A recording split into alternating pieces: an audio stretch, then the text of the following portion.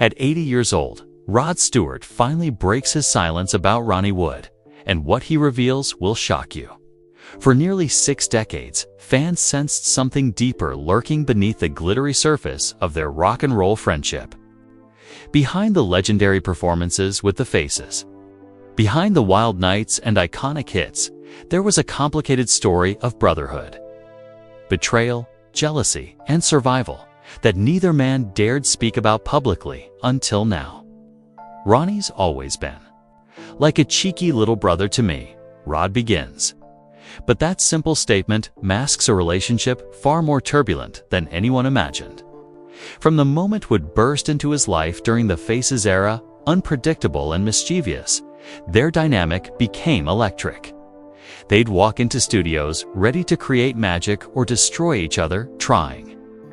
Ronnie and I didn't always agree on how a song should sound. He'd push me, I'd push back, and then we'd somehow meet in the middle with something magical. But Rod admits the tension was real. Studio sessions thick with cigarette smoke and ego, constant fighting, creative clashes that nearly tore them apart. He kept me honest, Rod confesses. And trust me, in those years, I needed someone to do that. But the music was only part of the story. Rod speaks candidly about watching Ronnie spiral into addiction while fame consumed them both. There were times when I didn't know if Ronnie would make it to the next show. We were all wild, but Ronnie lived on a razor's edge for a long time. The helplessness Rod felt was devastating. Should he intervene, step back, hope his friend survived? Sometimes I had to walk away and hope he'd find his way. And somehow he always did, but it was bloody, hard to watch. Then came the moment that changed everything. Ronnie would join the Rolling Stones, stepping onto one of the most legendary stages in rock history. Many wondered if Rod felt abandoned, overshadowed, left behind while his bandmate ascended to superstardom. Rod's answer is brutally honest. Was I jealous? Of course I was. Who wouldn't be? But I was proud too. Ronnie deserved that stage. He'd worked his ass off for it, and he belonged there.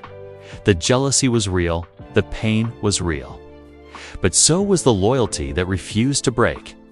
Their careers diverged dramatically. Rod became a solo superstar, selling over 120 million records worldwide with timeless hits like Maggie May and Sailing.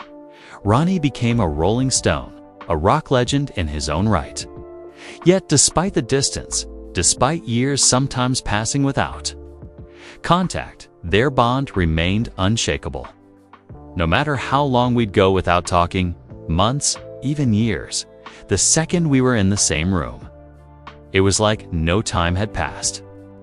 Now, as both men enter their twilight years, Rod sees their relationship with complete clarity. We grew up together in a way. We went through things most people can't imagine, and we survived it. That's something rare. Then, with his signature grin, he adds, and now we're a couple of old geezers who still talk rubbish and crack each other up. Some things never change. Their story is one of brotherhood forged in the beautiful madness of rock and roll. And as Rod puts it simply, Ronnie's family always has been, always will be. Want more untold celebrity stories? Like this video, subscribe to Hollywood Bulletin, and hit that bell icon for exclusive content you won't find anywhere else.